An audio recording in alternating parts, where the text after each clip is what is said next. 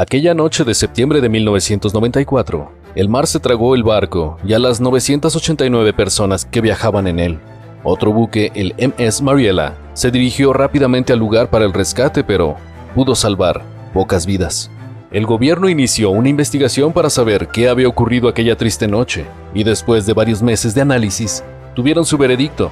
Les dijeron a los sobrevivientes, a los familiares de los fallecidos y a la población entera que todo había sido culpa del mal clima y de las puertas oxidadas del barco, las cuales no habían soportado la presión de las olas y se habían abierto. Pero un documental reciente sacó a la luz una macabra verdad. Empecemos esta historia por el principio. Todo comienza con la construcción del MS Estonia en el año 1979, en el astillero del alemán Meyer Werft, en Papenburg, Alemania Occidental. Después de 18 meses de arduo trabajo, estuvo listo. La idea original era que este barco fuera capaz de transportar pasajeros y vehículos. Así lo planificaron y así lo hicieron. El buque tenía una longitud de 157 metros, 27 metros de ancho y un peso total de 15.000 toneladas. Era capaz de soportar hasta 2.000 pasajeros y 470 vehículos a la vez. Además, estaba propulsado por 4 motores diésel que le permitían alcanzar una velocidad máxima de 22 nudos, 2 hélices en la proa y otras 2 hélices más en la popa, las cuales ayudaban a la maniobrabilidad del barco en puertos y canales estrechos. El MS Estonia realmente era un barco asombroso. Estéticamente, el MS Estonia era similar a todos los ferries construidos en aquella época. En la parte superior contaba con una cubierta de pasajeros y en la parte inferior con una cubierta de vehículos. En la proa se había construido un acceso que se abría hacia adelante y también tenía una rampa para automóviles que se acoplaba al cerrarse. Esto le daba al barco un aspecto elegante y moderno. Sin embargo, en aquel momento jamás imaginaron su triste destino. El MS Estonia tendría el mismo espantoso final que el barco con la proa idéntica a la de él, el MS Diana II. Un breve recorrido por su historia. El MS Estonia en realidad fue encargado originalmente por la empresa naval finlandesa SF Line. Había un problema. En aquel momento la empresa ya estaba empleando todos sus recursos y energía en la construcción de otros 2 buques. Por lo tanto, SF Line decidió vender el contrato a alguno de sus compañeros de consorcio. Y aquí, en este punto, es cuando entra en escena la empresa llamada Meyer Werft, la cual ya había construido varios barcos para múltiples empresas asociadas a Viking Line durante la década del 70. Cuando el barco estuvo listo, fue entregado a la compañía propietaria. Viking Line lo bautizó como Viking Sally e inmediatamente lo llevó al agua para echarlo a andar. El barco debía navegar por la ruta que unía a Turku, Marianhamina y Estocolmo. Durante sus primeros viajes el buque sufrió algunos incidentes, encalló en una isla y tuvo problemas de propulsión. Por esto, a lo largo de 2 años la empresa sometió al barco a varias renovaciones para mejorar su funcionamiento. Además, le instalaron un sistema de seguridad de última generación para mejorar su estabilidad en el agua. Sin embargo, las cosas no andaban bien para Viking Line. La empresa desde hacía varios años sufría dificultades financieras. Y para mejorar sus ingresos, los dueños decidieron vender su barco más reciente. En el momento de la venta, Viking Line jamás imaginó que en realidad estaba haciendo un excelente negocio. Claro, estaba desvinculándose de una de las peores tragedias de todos los tiempos. Viking Line puso en venta el buque y su principal competencia, la empresa Silja Line, lo compró. Sus nuevos propietarios lo bautizaron como Silja Star, lo pintaron con nuevos colores y lo pusieron a recorrer la misma ruta que venía navegando: Turku, Marianhamina y Estocolmo.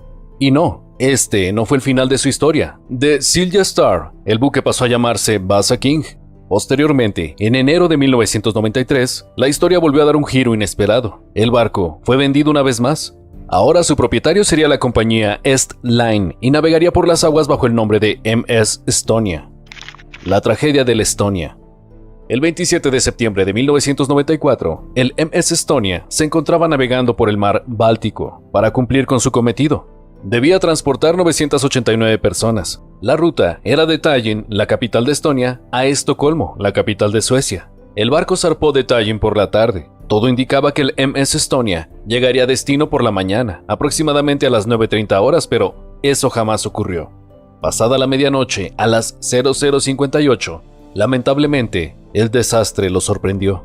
El barco navegaba en duras condiciones, y es que el clima no era el mejor. Había un viento de 15 a 20 metros por hora. En promedio las olas medían 4 metros de altura, aunque algunas llegaron a alcanzar 15 metros de altura. Sí, gigantes. Eran olas tan altas como un edificio. Aquella noche los tripulantes vivieron una verdadera pesadilla. Viajar en un barco en mal estado por el mar con las olas que golpeaban permanentemente el buque era terrorífico. Cerca de la 1 de la madrugada, cuando el barco estaba navegando por el archipiélago de Turku, los viajeros comenzaron a escuchar un extraño sonido metálico que no habían escuchado anteriormente. Los trabajadores del barco inspeccionaron la sala de control y no encontraron daños, así que le pidieron tranquilidad a los pasajeros. Sin embargo, la verdad es que la serenidad no duró mucho. Minutos después comenzó a sonar por todo el buque una alarma general de socorro que les ordenaba a todos los pasajeros a subir a los botes salvavidas y trasladarse hacia las cubiertas. El agua ya se había filtrado en el barco. No había vuelta atrás. El MS Estonia comenzaba a hundirse. El barco ya no estaba en posición horizontal. Minuto a minuto se ladeaba peligrosamente cada vez más. La cubierta de coches ya estaba repleta de agua helada. La energía eléctrica se cortó. La gente corría por los pasillos del barco a oscuras. Era una cadena catastrófica de acontecimientos que parecía no tener fin. Cada momento que pasaba era aún peor que el anterior. El hundimiento era inminente. A la 1:55 de la madrugada, a unas 22 millas náuticas al sureste de la isla finlandesa de Uto, y muy cerca de la frontera marítima con Estonia, el MS Estonia se hundió por completo. El MS Mariela, un ferry de pasajeros que pertenecía a la empresa Viking Line, llegó al rescate a las 02:12 de la madrugada. 20 minutos después del hundimiento del MS Estonia, el MS Mariela ya estaba en escena. El helicóptero de socorro llegó recién a las 03:05, pero era demasiado tarde. De 989 personas a bordo, solo 137 fueron rescatadas por el buque. Todas las demás perdieron su vida por hipotermia o ahogamiento. Entre los fallecidos solo lograron encontrar 92 cuerpos. Todos los demás continúan hasta el día de hoy perdidos en las profundidades del agua. Los cadáveres se hallan semienterrados entre los restos de la nave en el fondo del mar. Sin dudas, lo ocurrido con el MS Estonia es uno de los peores desastres marítimos en tiempos de paz en toda la historia de Europa. A partir de su trágico hundimiento, las autoridades han decidido tomar cartas en el asunto. Introdujeron una serie de cambios significativos en lo que respecta a la regulación de la seguridad marítima en Europa, como así también han implementado medidas para mejorar la seguridad de los ferries y de los barcos de pasajeros. El hundimiento del MS Estonia no solo propició la creación e implementación de una serie de medidas de seguridad, sino también de investigaciones. Y es que, ¿realmente qué ocurrió aquella noche? ¿Por qué se hundió el MS Estonia? ¿Fueron aquellas olas y vientos los que terminaron con la vida de todas estas personas? ¿Por qué el buque no había podido salir ileso de aquella tormenta? Bueno, los investigadores internacionales comenzaron a hacer sus análisis y a recolectar información. Las videocintas de aquella noche arrojaron datos importantes. Demostraron que las cerraduras de las compuertas de la proa en la que estaban los vehículos fallaron. Debido a la tremenda presión del oleaje, la puerta se rompió y terminó separada del navío. El agua se filtró en el barco y le hizo perder la estabilidad en cuestión de minutos. Y no solo eso, los informes oficiales demostraron que la estructura del barco ya presentaba falta de mantenimiento. Su estructura estaba oxidada y defectuosa. Era imposible que los brazos pudieran soportar la marea y las fuertes olas de aquella noche. Además, la rampa para coches había sido soldada en una parte del barco que no estaba conectada a ninguna alarma. Es decir, si se abría, nada sonaba. Es por eso que ningún tripulante del barco estaba enterado de lo que estaba ocurriendo, y tampoco nadie supervisó la cubierta de vehículos. De haberlo hecho, hubieran podido navegar el barco en reversa y evitar que el MS Estonia se hundiera. Sin embargo, la investigación oficial no fue la única que se llevó a cabo, y es que a casi 30 años del suceso aún hay cosas que simplemente no cuadran. Los familiares de las víctimas tienen dudas de lo que realmente sucedió aquella fatídica noche de septiembre. Así que comenzaron a elaborar sus propias teorías para intentar buscar una respuesta al desastre, y los expertos comenzaron a desarrollar sus propias investigaciones independientes. Los analistas empezaron a trabajar. Hicieron entrevistas a algunos testigos, personas que habían sobrevivido al hundimiento, y también filmaron el casco del barco y recuperaron algunos fragmentos de la nave. Las nuevas investigaciones dieron un giro inesperado a la historia. Nadie esperaba que ocurriera lo que ocurrió. Los resultados eran macabros y eran totalmente distintos a lo que aseguraban las fuentes oficiales. Veamos. Los investigadores suecos para su investigación usaron un robot submarino con cámara. Enviaron al robot a las profundidades del mar Báltico a buscar el buque y tomar fotografías de los restos del naufragio en la actualidad. Buscaban información verídica, y lo que encontraron tira por la borda la teoría del hundimiento por accidente. Todo indica que aquella noche fue más siniestra aún de lo que se pensaba. ¿Por qué? Bueno, porque el robot encontró un agujero de 4 metros en el casco del navío, agujero que ningún informe había mencionado anteriormente.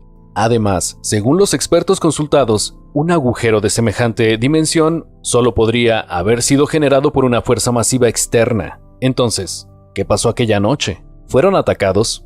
Y ahí es donde cobra fuerza la teoría conspirativa de la explosión. Según algunos expertos, una gran bola de fuego habría sido el verdadero responsable del hundimiento, no el mar, ni las olas, ni el viento. Y una explosión no habría sido tan descabellada, porque el MS Estonia, además de trasladar personas y vehículos, trasladaba cargas secretas del equipo militar ruso. Sí, tal como escuchaste. Parece una idea alocada, pero los expertos sostienen que hay pruebas para sustentar su teoría. Las aduanas suecas en el año 2004 confirmaron que el MS Estonia en aquella época había transportado armas 2 veces antes del naufragio. El tráfico de armas era una opción. ¿Podría el MS Estonia haber traficado armas y por eso haber sido objeto de un ataque? Bueno, pues es bastante posible. Por su parte, los supervivientes como el ingeniero Michael Owen han hablado. Dijeron que aquella noche escucharon un fuerte ruido que provenía de una detonación y después 2 golpes fuertes. A partir de ese momento el barco comenzó a inclinarse. También escucharon sonidos similares a arañazos contra el casco y afirman que el agua entraba por debajo de los neumáticos del coche que transportaba el ferry, no desde arriba. Varios pasajeros que sobrevivieron ratifican esa versión. Debido a estas investigaciones independientes, la Junta de Investigación de Accidentes de Suecia decidió reabrir la investigación para averiguar qué ocurrió realmente en el MS Estonia el 28 de septiembre de 1994. Casi 3 décadas después, los motivos que provocaron el terrible accidente siguen siendo una incógnita. Mientras, los familiares y los supervivientes continúan reclamando por respuestas. Toda esta historia comienza con una decisión, sí, la decisión y la orden de Adolf Hitler en 1936 de construir un barco. Inmediatamente, los trabajadores del astillero Blond und Voss de Hamburgo pusieron manos a la obra. Claro, nadie tendría la osadía de desobedecer al Führer, ni siquiera de hacerlo esperar. De hecho, el barco se construyó en un tiempo récord. Ya para el 14 de marzo de 1938 estaba listo. Los alemanes tenían un nuevo transatlántico y no era un buque cualquiera. No se habían privado de ningún lujo. El barco tenía un diseño imponente y moderno. Contaba con 8 cubiertas y medía más de 55 metros de altura. Tenía camarotes de confort, pileta climatizada, enormes y equipados gimnasios, cubiertas acristaladas y cines. Y también contaba con 7 cocinas y amplios comedores comunes, en donde los pasajeros podían desayunar, almorzar y cenar con cubiertos de plata decorados con, como no, suásticas. Ok, pero ¿por qué Hitler había ordenado la construcción de semejante barco? ¿Para uso personal? No, nada de eso. Lo que ocurría es que en Alemania existía un programa creado por el sindicalista Robert Bly, llamado La Fuerza a través de la Alegría. La construcción del barco se enmarcaba dentro de este programa social. El objetivo era ofrecerle a la clase obrera alemana espacios de recreación y de ocio a precios accesibles. ¡Wow! Sí, así el gobierno podía apaciguar los movimientos obreros de protesta proporcionándoles baratas alternativas vacaciones. Lo cierto es que el barco Wilhelm Gustloff fue todo un éxito. Los cupos se llenaban de manera rápida. Era prácticamente imposible conseguir una plaza para disfrutar de este lujoso y barato crucero por el mar Báltico. El 21 de abril de 1938 hizo su primer viaje inaugural con destino a Ilha de Madeira, en Portugal. 1.500 pasajeros y 500 tripulantes viajaron aquella primera vez. ¿Quieres escuchar un dato curioso? Bueno, en un comienzo el barco se llamaría Adolf Hitler, sí, tal como escuchaste, pero para efectos propagandísticos fue bautizado como el Wilhelm Gustloff, llevando así el nombre del político nacionalsocialista suizo Gustloff, quien había sido asesinado por un joven judío croata en febrero de 1937 y era considerado por las SS un mártir del nazismo. Hitler pensó que bautizar el transatlántico con su nombre era una oportunidad perfecta para difundir aún más su propaganda antisemita.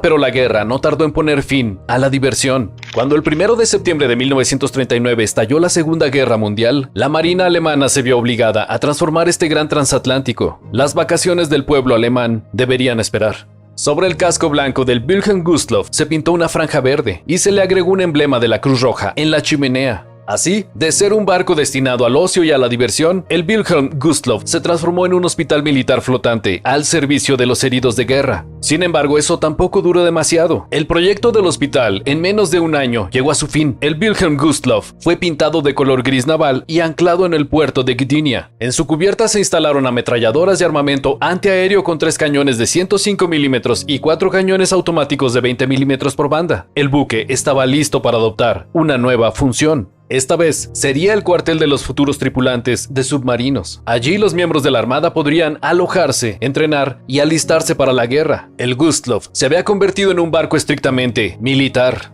Sin embargo, ese no fue el destino final del transatlántico. El Wilhelm Gustloff fue transformado una vez más. ¿Qué ocurrió? Bueno, te contamos. Las fuerzas soviéticas comenzaron a avanzar por Prusia Oriental con el objetivo de llegar al territorio alemán. Cuando la mayor parte de Prusia Oriental ya estaba en manos rusas, la situación para el pueblo del Führer se tornó dramática. La Alemania de Hitler empezó a desmoronarse, mientras el Ejército Rojo arrasaba con todo lo que se encontraba en su camino. Miles de alemanes se hundieron en la desesperación buscando escapar de las atrocidades de la guerra. Y si se trataba de escapar, el mar era la única alternativa posible. En este escenario, el almirante Karl Dönitz de la SS tomó la decisión de crear la Operación Aníbal. Su objetivo era rescatar a casi 2 millones de refugiados y enviarlos a Alemania Occidental o a la Dinamarca ocupada. Esta operación les dio una nueva función a todos los navíos alemanes disponibles, incluyendo pesqueros, buques mercantes, cruceros pesados y, por supuesto, el transatlántico mayor de todos, el Gustloff.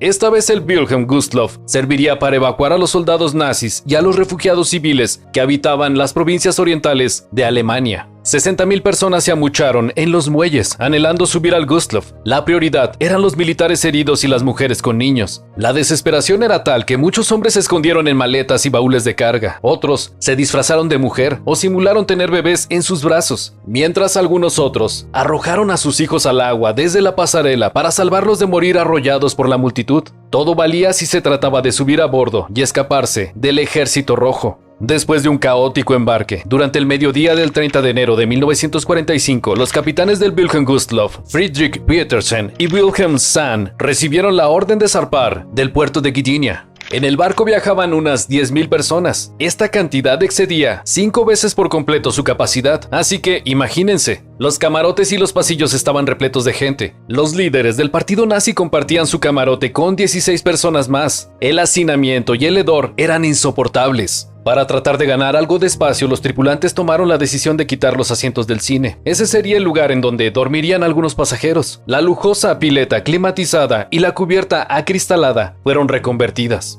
En esos espacios se instalaron enfermerías, en donde especialistas atendían a los heridos. Contaban con chalecos salvavidas, pero no lo suficientes para todos. Había escasez de combustible, de comida y de medicina. El Wilhelm Gustloff no iba escoltado por ningún buque de guerra. Sin embargo, sí era acompañado por un barco que contaba con un sensor capaz de detectar la presencia de submarinos enemigos. La mala noticia es que el frío intenso congeló el aparato, así que no funcionaba. El Gustloff contaba con lanchas, pero solo 12. Ni por casualidad entraban los 10.000 pasajeros en las 12 lanchas. Como puedes ver, el Gustloff tenía muchos problemas. Aún así, en el interior del barco reinaba una atmósfera de solidaridad entre los refugiados y los tripulantes. Se sentían afortunados de haber logrado subir al barco. Los pasajeros estaban esperanzados. La pesadilla había acabado y pronto llegarían sanos y salvos a destino.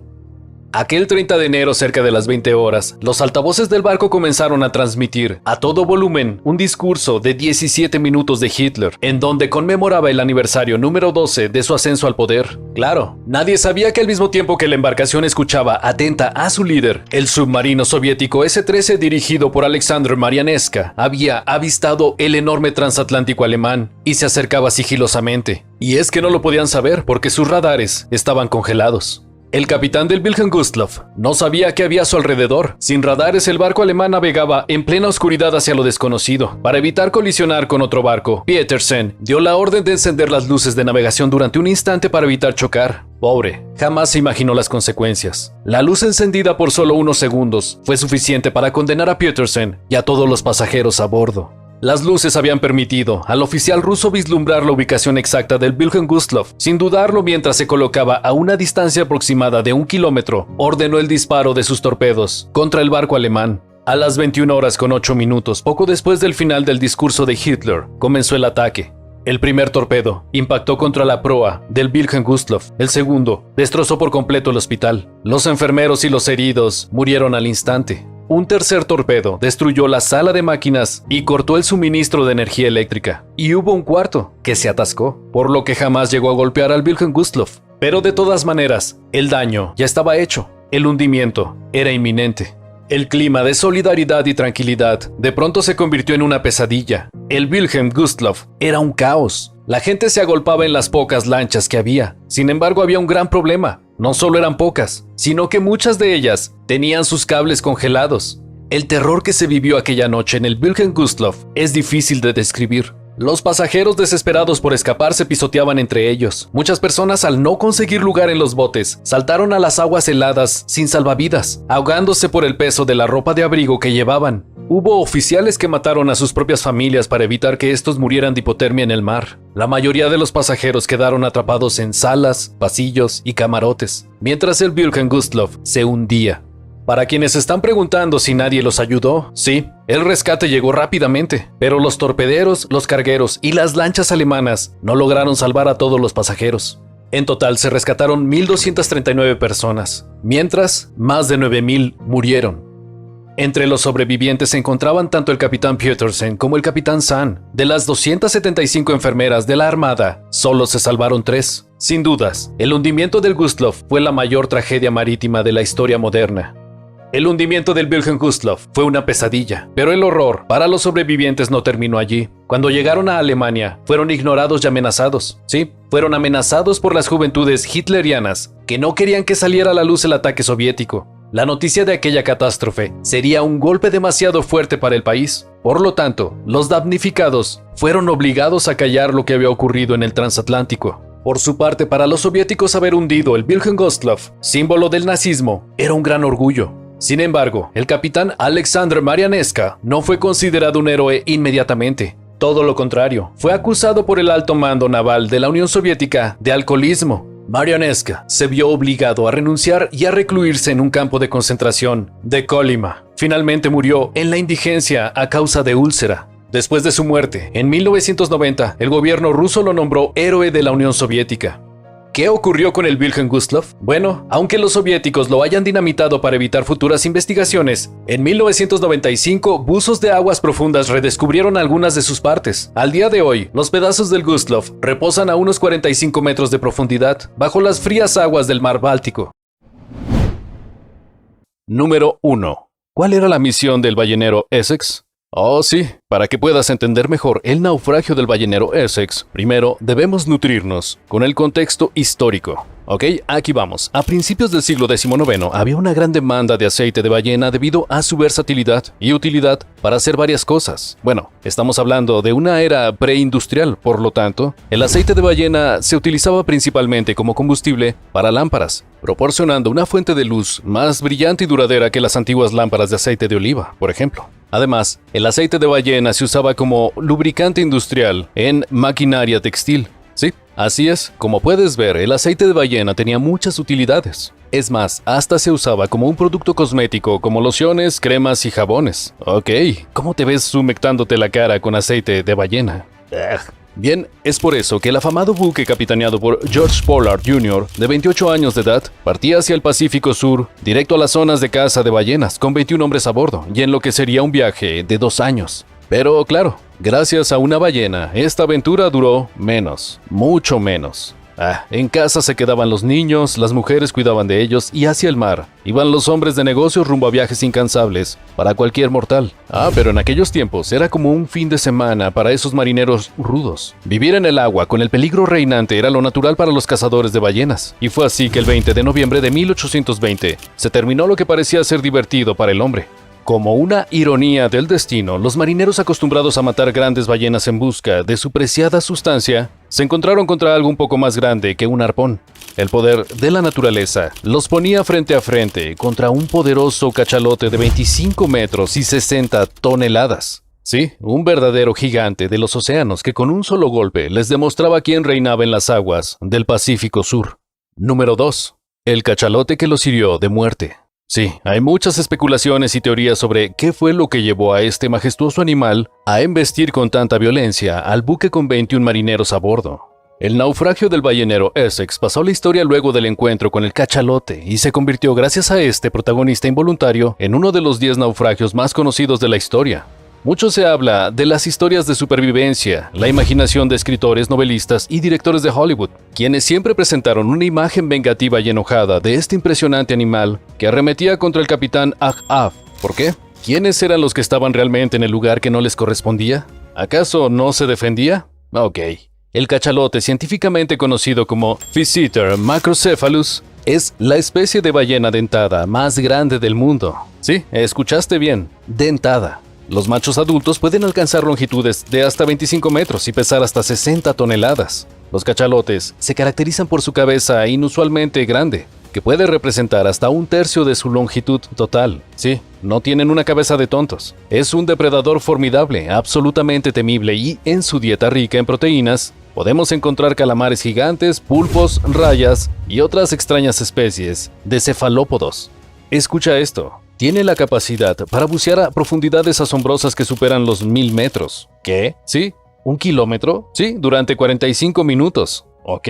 Sí, sin dudas el cachalote es uno de los grandes buceadores de la naturaleza y lo convierte en un gigante marino sin igual, pero ¿por qué atacó a los marineros? Cierto, el ataque del cachalote al ballenero Essex fue un evento excepcionalmente raro y devastador. Bueno, eso es lo que dicen todos, pero no nosotros. Aunque nunca vamos a estar seguros de las intenciones exactas del cachalote, se han propuesto varias teorías sobre por qué atacó la embarcación de usurpadores. Sí, usurpadores. Mientras los bohemios escritores, novelistas y artistas de Hollywood presentan a la criatura como un ser vengativo que atenta contra el capitán Ahab, bueno, nosotros no tenemos intenciones de comprar palomitas de maíz y creernos esa historia. No. Algunos sugieren que pudo haberse sentido amenazado por la presencia del barco y se defendió instintivamente, ya que las ballenas en general tienen una gran masa y fuerza que pueden utilizar en su autodefensa. Vamos, al fin y al cabo, nuestro querido amigo cachalote estaba en su hábitat cuando algo que no pertenecía a su entorno lo amenazaba con arpones y lanzas. ¿Tú qué harías? Ok, otra teoría es que el cachalote estaba protegiendo a su manada. Sí, en eso sí nos parecemos. Los cachalotes son conocidos por ser animales sociales. Por eso digo que nos parecemos. En lo de animales, claro. Viajan en grupos o manadas, también llamadas colectivos, y todo indica que el ballenero Essex se acercó demasiado a la manada que éste protegía. Sí, el cachalote pudo haber acudido en defensa de su grupo y por eso atacó al buque de los marineros. Sí, ya lo sabemos. Los eventos exactos de lo que llevó al ataque del cachalote siguen siendo un misterio. En gran medida se basan en conjeturas y especulaciones. Pero lo que no es un misterio ni especulación es que el hombre estaba donde no tenía que estar, hiriendo con arpones y lanzas a la familia del cachalote o a él. Y es por eso que el gran animal actuó en consecuencia. Eso es todo, señor juez. Número 3. El canibalismo de los sobrevivientes del Essex. Ok, hemos llegado hasta la parte más terrorífica de la tragedia del Essex. Los 21 hombres a bordo sabían que un mínimo fallo posibilitaba la furia del poderoso animal de 25 metros de longitud y 60 toneladas de violencia. Y sí, así fue. En un momento de tensión, el impresionante monstruo de los océanos tal vez se sintió amenazado, tal vez quería proteger a los suyos. Lo cierto es que con un movimiento letal de su cola convirtió el buque cazaballenas en un centenar de astillas que comenzaban a flotar en el Pacífico Sur, hiriéndole de muerte para siempre. Los hombres que venían a cazar y a matar ahora estaban desparramados por el agua y a la merced de la naturaleza. El navío naufragó a unos 3.700 kilómetros de las costas de Sudamérica. Sus tripulantes lograron salvarse al usar 3 botes salvavidas. Se dispersaron y algunos lograron llegar a la isla Henderson luego de navegar por semanas. Pero allí es cuando empieza el horror. El barco les dio tiempo de salir y tomar elementos de supervivencia, pero la isla Henderson tenía recursos finitos. Arrasaron con la flora y la fauna del lugar, aves, peces, escasos animales y un pequeño manantial de agua dulce. Por desgracia para los marineros, la escasez de alimentos de la isla les condujo poco a poco a la muerte y a la antropofagia. Sí, canibalismo. Poco a poco iban muriendo. Intentaban seguir la tradición de aquellos tiempos, envolviendo el cadáver de los tripulantes que fallecían, pero a los pocos días después, moría otro marinero. Ya no tenían recursos, no tenían agua y las tradiciones empezaban a quedar en el olvido. Venían consumiendo su propia orina. El agua de mar los estaba matando y la inanición tenía en jaque a todos. Hasta que, bueno, se produjo lo impensado. Comenzaron a devorar los cadáveres instintivamente como animales para sobrevivir unos días más. Era una situación extrema e irracional. ¿O acaso era racional? ¿Tú qué harías? Y cuando se acabaron los cadáveres, el hambre volvió. Y aquí llega la parte más espeluznante de esta tragedia. Según testimonios de los sobrevivientes del Essex, se hizo un abominable y macabro sorteo para ver quién daba su vida por sus compañeros. Peor aún, después hubo otro sorteo para ver quién hacía la faena y preparaba la comida. Ok, si entiendes a qué nos referimos con hacer la faena y preparar la comida, ¿verdad? Espero que sí.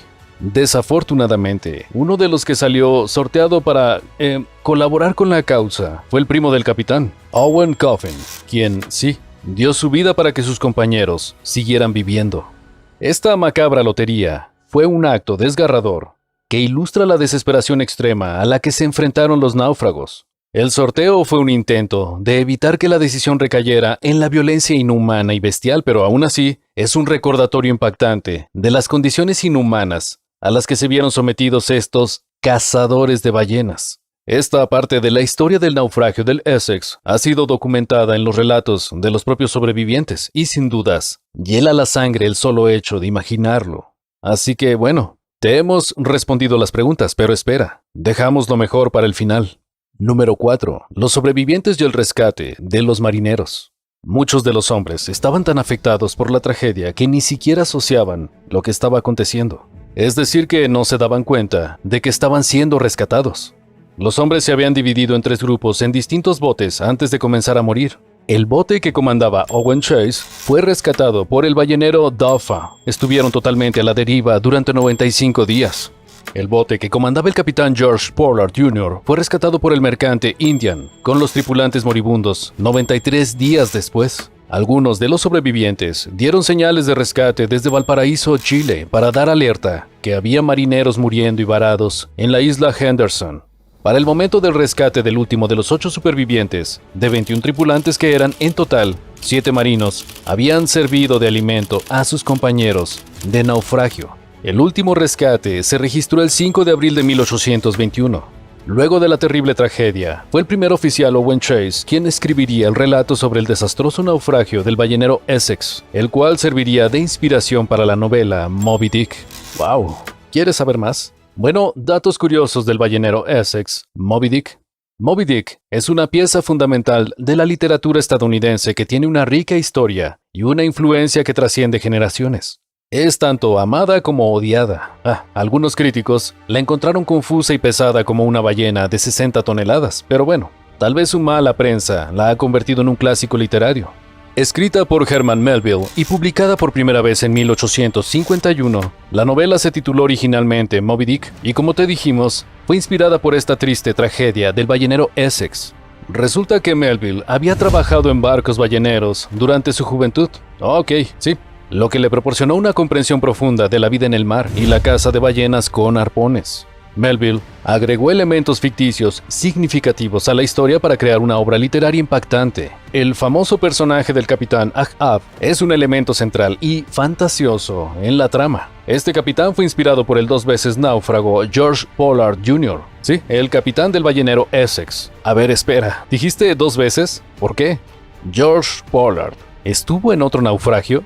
Aquí vamos. Un grupo de investigadores de la Administración Nacional Atmosférica y Oceánica de Estados Unidos hallaron restos y fierros del buque conocido como Two Brothers en el año 2008. Este navío del siglo XIX se hundió por colapsar contra un arrecife en 1823. Sí, apenas 2 años después de la famosa tragedia del ballenero Essex. Los restos fueron encontrados en aguas poco profundas en las islas hawaianas. Pero lo llamativo de todo este acontecimiento es la respuesta a esta pregunta.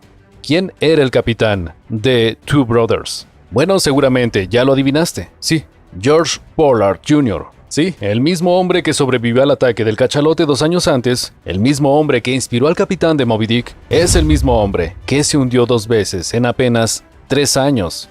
Ok, sí, bueno, definitivamente no me gustaría viajar con este hombre. El barco blanco. ¿Han escuchado alguna vez hablar del barco blanco? O en inglés, White Ship. Ok, casi estoy seguro de que no. Quizás este barco no fue tan famoso como el RMS Titanic o el Wilhelm Gustloff, pero sin dudas, su historia es igual de asombrosa y de hecho, aunque no es tan popular, tiene muchas similitudes con el Titanic. El protagonista de esta historia es el barco blanco. Hablamos de un buque construido en el siglo XII, alrededor del año 1100 para ser más exactos. En ese momento, Inglaterra era gobernada por el rey Guillermo II, también conocido como Guillermo el Rojo, pero ya hablaremos de reyes. Primero, volvamos al barco. El barco blanco fue construido en Barfleur, un puerto en Normandía, Francia. Barfleur era la meca de la construcción naval. Gran parte de los buques de todo el mundo se construían allí. Por su parte, el White Ship se distinguía de los demás barcos ya que era una embarcación de lujo y extravagante. Como su nombre lo indica, el barco era todo blanco. Estaba decorado magníficamente con ornamentos y detalles dorados y tenía la capacidad para llevar a bordo a una gran cantidad de personas, incluyendo tripulación, pasajeros y acompañantes. Además, el barco blanco era uno de los barcos más modernos y seguros de su tiempo. Contaba con una tecnología bastante avanzada para ser el año 1100.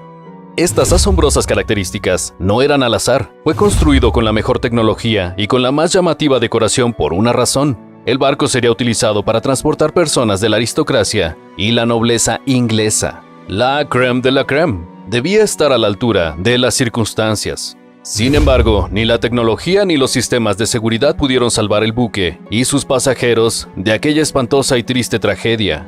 Pero antes, ahora sí, llegó el momento de hablar de reyes. Les presento a los monarcas medievales, las estrellas de esta historia. Guillermo II y Enrique I. Como dijimos, el rey Guillermo II gobernó Inglaterra durante el siglo XI y principios del siglo XII.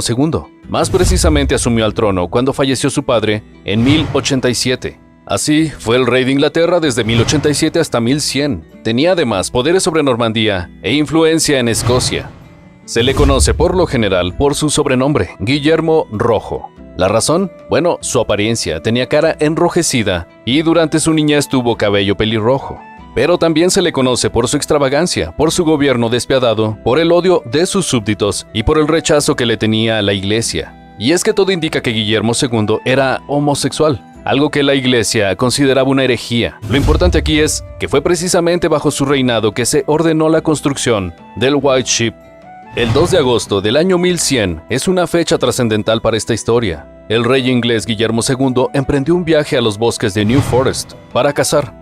Allí su destino cambió para siempre. Una flecha impactó en su cuerpo y horas más tarde perdió la vida. Sus sirvientes encontraron el cadáver del rey en el bosque. Las circunstancias de su muerte son confusas y sombrías. Algunos afirman que fue un accidente, pero otros sostienen que fue un asesinato planeado. Ante la muerte del rey Guillermo II, el trono inglés fue ocupado por su hermano menor, Enrique I de Inglaterra, quien asumió en 1100 y gobernó hasta el día de su muerte en 1135. Enrique I era conocido como Enrique Beauclerc. Nació el 7 de septiembre de 1068. Era el cuarto hijo de Guillermo I de Inglaterra y Matilde de Flandes. Fue un rey astuto y habilidoso. Durante su reinado participó activamente en política, buscó consolidar su poder y establecer su autoridad en el país. Para esto, promulgó la Carta de Derechos, que era básicamente una carta magna que otorgaba ciertos derechos y privilegios a la nobleza. ¿Cómo así? A las ciudades y a la iglesia. Se trataba de una serie de reformas administrativas y legales para promover la justicia y lograr la estabilidad en el reino. Así sentó las bases legales de Inglaterra. El rey en cuestión se casó con Matilde de Escocia, quien era hija de Malcolm III de Escocia. Y sí, los tortolitos se tenían aprecio. Sin embargo, el objetivo principal de Enrique I era establecer alianzas políticas. En medio de un escenario internacional hostil y relaciones complicadas con sus vecinos, debía asegurar la paz en la frontera norte de Inglaterra, y nada mejor para eso que contraer matrimonio con Matilde. Juntos tuvieron un hijo, Guillermo Fitzroy, más conocido como Guillermo Adelin, quien nació alrededor del año 1103. Ok, a ver, si te estás distrayendo en este momento con tu refresco, presta atención porque este es el punto central de la historia. Veamos. Guillermo Adelin. Guillermo Adelin, un joven apuesto, querido y prometedor, era el único hijo legítimo del rey. Esta condición lo convertía en el heredero indiscutible del trono inglés. Estaba destinado a convertirse en el futuro monarca de Inglaterra. El pueblo le tenía fe. La gente pensaba que su reinado sería histórico. El rey Enrique I, su padre, era consciente de que algún día iba a fallecer y su hijo se encontraría en una posición internacional vulnerable. Así que en el año 1115 obligó a los barones de Normandía e Inglaterra a jurar fidelidad a Guillermo Adelin, una ceremonia inédita en Inglaterra. Además, en un intento de buscar alianzas, casó a su hijo Guillermo con Isabel de Anjou, hija del conde Fulco V de Anjou. El evento tuvo lugar en junio de 1119 en Lisieux. Tristemente, a pesar de las expectativas de la sociedad y de todos los esfuerzos del rey por asegurar que su hijo Guillermo Adelin tuviera un reinado próspero, el joven no tuvo un futuro brillante. Su destino cambió trágicamente el 25 de noviembre de 1120. La tragedia. Durante noviembre de 1120, Guillermo Adelin, junto a sus hermanastros y varios miembros de la alta sociedad inglesa, emprendieron un viaje. Se trasladaron a Normandía para celebrar algunas festividades junto al rey Enrique I. Cuando las conmemoraciones y celebraciones terminaron, el rey regresó a suelo inglés en un barco, mientras Guillermo Adelin y sus compañeros decidieron volver a su tierra natal días después a bordo del barco estrella. Sí, el White Ship. El barco blanco zarpó de Barfleur en la noche del 25 de noviembre de 1120. En él viajaban Guillermo Adelin y otras 300 personas, quienes en su mayoría eran nobles, cortesanos y tripulantes. El viaje fue bastante divertido. Todos los pasajeros celebraban y bebían. El ambiente era festivo. Durante las primeras horas del trayecto, nadie imaginó que el viaje sería interrumpido. El barco blanco, mientras navegaba por el Canal de la Mancha a gran velocidad, chocó contra una roca sumergida. La tripulación no pudo prever el choque, ya que la roca no estaba marcada en los mapas y la oscuridad de la noche impidió su avistamiento. El choque fue fatal. Dañó gravemente el casco del barco, provocando grandes agujeros en la estructura del buque. Segundos después, el agua comenzó a ingresar al White Ship. La nave comenzó a ladearse y finalmente se hundió. La situación dentro del barco era desesperante. Los pasajeros y la tripulación se enfrentaron a un escenario caótico mientras trataban de salvarse. En medio del caos, Guillermo Adelin logró subirse a un pequeño bote salvavidas y alcanzar otro barco cercano ileso. Sin embargo, pronto escuchó ruidos. Era su medio hermano, que se encontraba en el agua y gritaba desesperado pidiendo ayuda. Así que Guillermo decidió volver a las cercanías del White Ship para intentar rescatarlo. Las cosas no salieron como lo planeaba Guillermo Adelin. El heredero del trono logró encontrar a su medio hermano y subirlo al bote salvavidas junto a él y otras personas más. El problema fue que el bote salvavidas era tan pequeño que no aguantó el peso y se hundió. Todas las personas a bordo, tanto Guillermo Adelin de 17 años como su medio hermano y varios miembros de la corte, fallecieron. Los historiadores responsabilizan a aquella gigante roca por la tragedia, pero lo cierto es que las causas del accidente siguen siendo desconocidas. Algunos culpan al capitán y a su imprudencia por navegar a gran velocidad, mientras otros señalan las malas condiciones meteorológicas y las corrientes en el Canal de la Mancha durante invierno como la principal causa de la catástrofe. Sin embargo, hay quienes afirman que todo fue una maldición. Los viajeros ansiosos por beber unas copas durante su viaje no permitieron que los sacerdotes bendijeran el barco como solían hacerlo.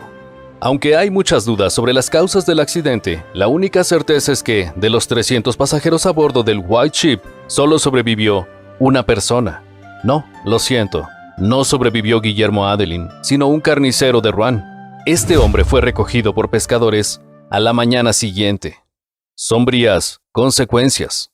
El hundimiento de un barco es un hecho trágico de por sí, pero el hundimiento del barco blanco fue más sombrío y fatal de lo que se cree. Su impacto en la historia de Inglaterra es aterrador. Y es que en él viajaba Guillermo Adelin, el único heredero del trono de Inglaterra. Cuando la noticia de su muerte se hizo vox populi, la sociedad se tiñó de luto y de desesperanza, mientras los posibles herederos comenzaron una lucha por el trono y sucesión nunca antes vista. La disputa por la corona inglesa se recrudeció cuando Enrique I, el rey de Inglaterra y padre de Guillermo Adelin, murió repentinamente en Normandía en 1135. El reinado había llegado a su fin. Se abría un periodo incierto, en donde el trono estaba vacante. Matilde, la hija ilegítima del rey y el sobrino militar del rey Esteban de Blois, defendieron su lugar en el poder con uñas y dientes. Dato de color, no menos importante. Curiosamente, Esteban de Blois también estuvo en Normandía aquel noviembre trágico y se salvó de milagro. De último momento, decidió no abordar el barco blanco y tomar otro buque. Algunos creen que se retrasó porque tuvo problemas estomacales y estuvo en el baño más tiempo de lo planeado. Sabes a lo que me refiero, ¿verdad? La disputa entre los pretendientes, quienes eran acompañados por las facciones nobles de Inglaterra, se recrudeció tanto que desencadenó un periodo de conflictos y batallas conocido como la anarquía inglesa o la guerra del empate. Ambos bandos lucharon por el control del territorio, los castillos y las fortalezas en todo el país. Las luchas y batallas fueron a menudo cruentas y despiadadas, con incursiones, saqueos y violencia en gran parte del territorio inglés. Las ciudades y las tierras quedaron devastadas. La población civil padeció la falta de un gobierno centralizado y la inseguridad que eso generó.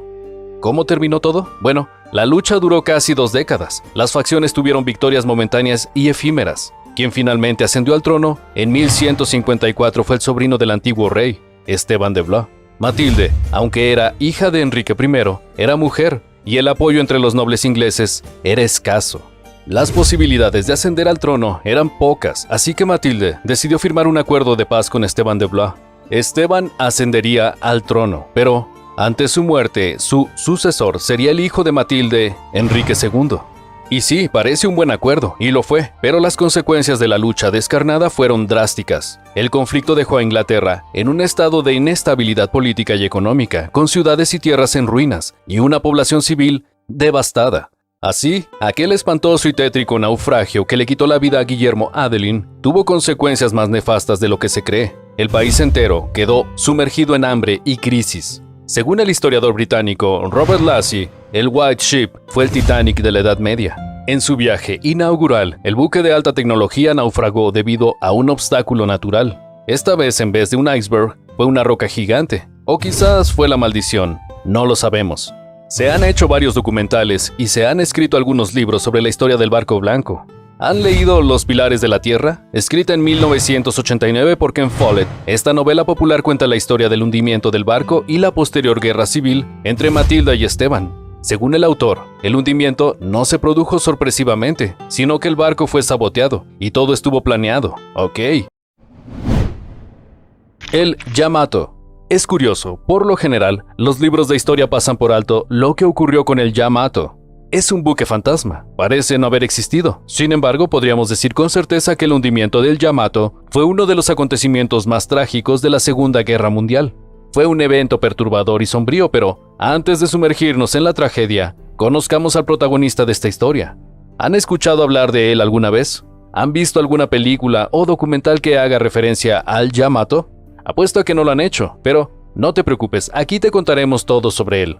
El Yamato fue un acorazado de la Armada Imperial Japonesa. Fue construido durante la Segunda Guerra Mundial en los astilleros de Kureshi, en Japón. Su construcción no fue casualidad ni azarosa. Para entenderlo, debemos comprender el contexto y retroceder en el tiempo unos años atrás. En la década de 1930, el gobierno japonés adoptó una política ultranacionalista. Su objetivo era dominar nuevas tierras y así expandir el imperio de Japón. Las autoridades políticas del país, para lograr este objetivo, se retiraron de la Sociedad de las Naciones y renunciaron a todos sus deberes y obligaciones internacionales. Entre esas normas a las que renunciaba Japón se encontraba el Tratado Naval de Washington, que limitaba el tamaño y la potencia de los buques capitales. Japón ya no tenía ningún tipo de limitación ni obligaciones con los demás países. Podía hacer lo que le plazca y soñar en grande. Y así lo hizo. La Armada Imperial Japonesa comenzó el diseño de la nueva clase Yamato de acorazados pesados. Así fue como nació el protagonista de esta historia. Su construcción comenzó el 4 de noviembre de 1937, fue votado el 8 de agosto de 1940 y fue completado y puesto en servicio el 16 de diciembre de 1941. El Yamato estaba destinado a ser el buque insignia de la flota combinada japonesa, y lo fue. Es uno de los acorazados más grandes y poderosos jamás construidos. Era increíble, pesaba aproximadamente 65,000 toneladas, medía 263 metros y tenía una velocidad máxima de 50 kilómetros por hora. En su interior podían viajar aproximadamente 2.800 personas. El Yamato contaba con 9 cañones principales de calibre de 46 centímetros distribuidos en 3 torretas triples y tenía una gran cantidad de cañones secundarios de menor calibre. Ok, no te preocupes, si no eres experto en artillería o en especificaciones de buques, lo que tienes que saber es esto. Estos cañones eran los cañones más grandes jamás instalados en un buque de guerra, y a pesar de su tamaño y su peso, el Yamato era uno de los acorazados más rápidos de su tiempo. Además, el Yamato tenía una variedad de armas antiaéreas y un grueso blindaje. Los japoneses querían asegurarse de que ningún enemigo pudiera atacar fácilmente a su buque de guerra. Su cinturón de blindaje alcanzaba los 650 milímetros de espesor. Esto solo significaba que el Yamato era súper resistente a los impactos de proyectiles enemigos. Por si quedaba alguna duda, este buque japonés parecía ser una nave de otro planeta. En aquella época, ninguna nave podía igualar al poderoso Yamato. Los viejos navíos con sus cascos de madera no eran rival. El Yamato era el rey de los mares. Escucha esto. La construcción del Yamato se llevó a cabo en total secreto. Los japoneses no querían que se supiera de la existencia de esta enorme nave. Y a decir verdad, la operación fue un éxito. La inteligencia enemiga no tenía idea de que el país asiático contaba con este increíble buque de guerra de gran tonelaje. El Yamato era la nueva joya de Japón. La nave era la representación de la determinación de un país para defender sus intereses contra los poderes occidentales en general, y particularmente contra el invencible país del norte, sí, Estados Unidos. Japón, con el Yamato, recobró su esperanza y su confianza en la Armada Nacional. Los ciudadanos japoneses creían que su país nunca sería derrotado mientras el barco pudiera luchar, pero, tristemente, el ocaso llegó demasiado pronto. El comienzo de la tragedia. En abril de 1945 los japoneses detectaron que los soldados enemigos se estaban acercando a la isla. Eran las fuerzas estadounidenses, el rival número 1 de Japón. Ambos países se disputaban el dominio del Pacífico y los dos tenían en claro que el mar sería el escenario de esa lucha. La flota americana contaba con un gran número de naves, 386 aviones en total. Los japoneses sabían que no podían superar en número a la flota enemiga, así que optaron por la calidad frente a la cantidad. Las autoridades asiáticas organizaron la llamada Operación Tengo y enviaron al mejor de los suyos para alejar a los norteamericanos. Sí, el Yamato, el buque de guerra, recibió la orden de zarpar hacia Okinawa para enfrentarlos, y así lo hizo. El Yamato partió de Tokuyama, Japón, el 6 de abril de 1945 junto con una flota de apoyo integrada por un crucero ligero llamado Yahagi, 8 destructores y ninguna cobertura aérea. ¿Cuál era la misión? Distraer a las fuerzas estadounidenses que avanzaban hacia la isla de Okinawa. Básicamente el Yamato debía asustarlos y como último recurso, encallar en la costa para ejercer de artillería de defensa. Pero lo que estaba destinado a ser una operación menor y sin ninguna dificultad, se convirtió en una verdadera catástrofe. Fue una misión suicida. El cruel e impresionante ataque. El 7 de abril, los aviones de reconocimiento estadounidense detectaron al Yamato cuando no había ni realizado la mitad del trayecto. Interceptaron y descifraron sus transmisiones de radio. Conocían la Operación Tengo en detalle. Esto era algo que los japoneses no habían planeado que ocurriera. Los estadounidenses sabían que la flota japonesa estaba allí y sabían la ubicación exacta del Yamato. Acto seguido, alertaron a su flota de portaaviones. Las aeronaves de combate de la Armada de los Estados Unidos no lo dudaron un segundo. Las 400 aeronaves norteamericanas incrementaron su velocidad, rodearon al Yamato y atacaron a la flota japonesa arrojándole bombas y torpedos. Ya sé lo que pudieras estar pensando. El Yamato era tan impresionante y poderoso que podía resistir cualquier ataque. Las bombas estadounidenses no le harían ni cosquillas y el Yamato saldría ileso. Es un pensamiento lógico, pero tristemente no fue así. A pesar de su increíble y resistente armamento antiaéreo, tan solo 4 minutos después del comienzo de la embestida, el Yamato perdió su capacidad para repeler los ataques de los aviones estadounidenses. A las 12:41 las bombas destrozaron 2 de sus baterías antiaéreas, abrieron un boquete en su cubierta, dañaron su torreta e impactaron en la parte delantera de la nave, conmocionando todo el navío. Para cuando finalizó el primer ataque, el Yamato había reducido ligeramente su velocidad y su eficiencia. La situación realmente no era grave. Las heridas del buque eran superficiales. Los tripulantes, para evitar un segundo ataque, aceleraron la nave para intentar llegar lo más rápido posible a la isla de Okinawa, pero no pudieron alejar al Yamato de los torpedos y los bombardeos. Cada minuto que pasaba, una nueva bomba impactaba contra la nave japonesa. En el segundo ataque, 4 torpedos golpearon el acorazado en el babor y en el estribor. Y en el tercer ataque, 4 bombas impactaron en su superestructura y los daños fueron irreparables. El agua comenzó a ingresar por las áreas que estaban dañadas. Había tanta agua dentro de la sala de calderas y la sala del timón del Yamato que los sistemas de energía y propulsión quedaron fuera de servicio. El barco había perdido toda maniobrabilidad y navegaba en círculos. Su destino ya estaba escrito. Era inexorable. El Yamato estaba herido de muerte. Era evidente, el buque no podía ser salvado, así que el vicealmirante de la nave, Ito Seiichi, tomó su última decisión a las 14:02 horas. Ordenó a su tripulación que abandonara el barco. Más de 2000 hombres comenzaron a alistarse para evacuar la nave, prepararon los botes salvavidas y los arrojaron al agua, pero no salió como lo planeado. Antes de que los hombres pudieran salir del Yamato, estallaron varias explosiones dentro de la nave. Las explosiones solo aceleraron las cosas. El buque se partió en dos. El agua no paraba de ingresar al acorazado. No había nada para hacer. La nave jamás llegaría a destino. Finalmente, la nave se hundió aquella tarde del 7 de abril en las aguas del mar de China Oriental, aproximadamente a 300 kilómetros al norte de Okinawa. Y junto al Yamato fallecieron la mayoría de los hombres que integraban la tripulación. Consecuencias. Desde el primer ataque de la Armada de los Estados Unidos a las 12:37 hasta la explosión del buque de guerra japonés a las 14:23, el Yamato recibió el impacto de múltiples torpedos y bombas sobre su estructura. La vida del Yamato había llegado a su fin. Junto a él fallecieron 2055 hombres, incluido el comandante de la flota, Ito Seiichi. Los pocos sobrevivientes del hundimiento fueron rescatados, algunos por naves japonesas que participaban en la operación, mientras otros fueron rescatados por soldados estadounidenses que estaban en la zona participando del ataque. El hundimiento del Yamato no solo fue un golpe devastador para la moral de la flota japonesa, sino también para la historia de los acorazados. Su era había finalizado.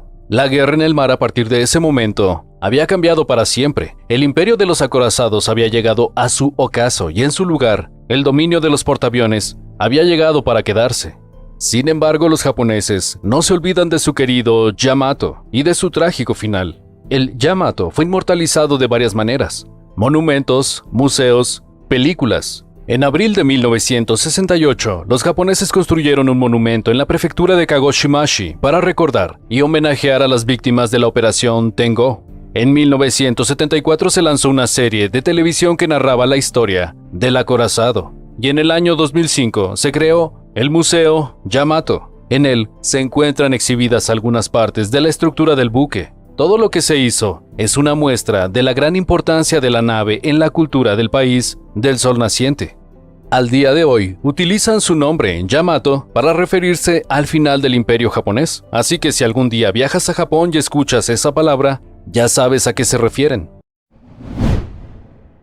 Sin duda, los hundimientos del HMS Terror y el HMS Erebus son dos de los naufragios más famosos y misteriosos del siglo XIX. La trágica expedición estaba liderada por Sir John Franklin, quien pretendía encontrar y cartografiar el paso del noroeste, nombre de la ruta marítima que bordea el continente americano por el norte y que conecta el Océano Atlántico con el Océano Pacífico. El HMS Terror era un buque que fue fabricado en 1813 por la Marina Real Británica. Intervino en grandes batallas como por ejemplo la Batalla de Baltimore en 1815, pero luego de eso fue reconstruido como un barco de exploración y equipado con la mejor tecnología de la época. En 1845 el timón llegó a manos de Sir John Franklin. El HMS Erebus fue un barco de la Royal Navy que participó en exigentes viajes por el Ártico. Era un buque, al igual que el HMS Terror, reforzado y revestido con hierro en la proa para romper el hielo y abrir camino por la banquisa. Al igual que el HMS Terror, era una máquina a vapor y antes del trágico final había tenido expediciones muy exitosas por las gélidas aguas del Ártico. Sir John A. Franklin tenía cierta obsesión por el Ártico y el paso del noroeste. Además de su poderosa proa, cada navío estaba equipado con camarotes, con calefacción para los duros inviernos, una biblioteca llena de novelas de Dickens y suministros de comida aproximadamente para 3 años. Al menos en los papeles, los hombres y las naves parecían lo suficientemente preparados para dicha misión. Cada barco contaba con la mejor tecnología posible por aquellos tiempos. Y claro, los ánimos de marcar la historia estaban por los cielos.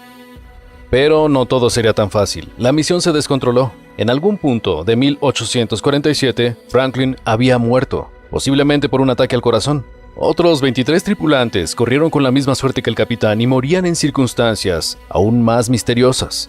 Apenas 10 meses después, el nuevo comandante de la catastrófica misión, Francis Crozier, tomó una decisión fatídica. Decidió llevar a toda la tripulación restante a una pequeña isla del rey Guillermo. Entonces el nuevo capitán a cargo y todos sus hombres abandonaron los buques atrapados en el hielo marino en busca de tierra firme. A ver, espera, ¿cómo? ¿Saldrían a caminar en hielo con temperaturas mortales?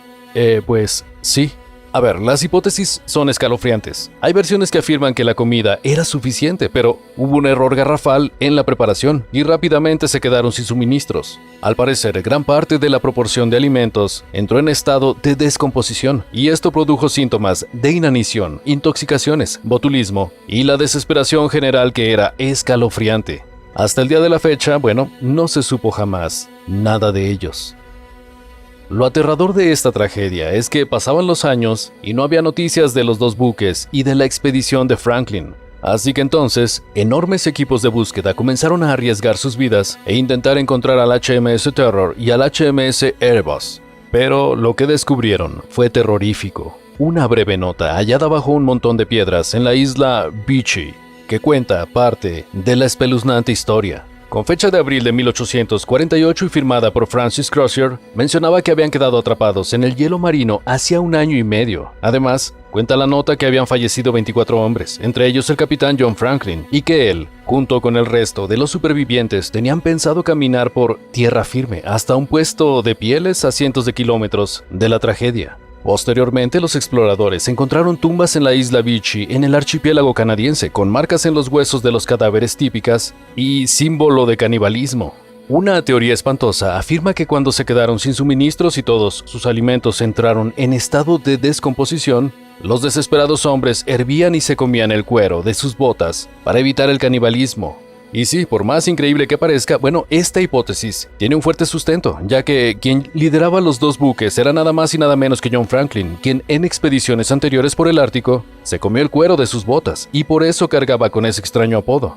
Franklin, el hombre que se comió sus botas. Ok, pero ¿por qué Crozier decidió abandonar el HMS Terror? ¿Por qué decidieron caminar por el hielo ártico? Bueno, pues muchos cuestionan la fatídica decisión de Francis Crozier como nuevo capitán que llevó a la muerte del resto de los sobrevivientes. Las tumbas halladas en la isla son una clara evidencia. Nadie llegó a la tienda de venta de pieles. Nadie logró sobrevivir.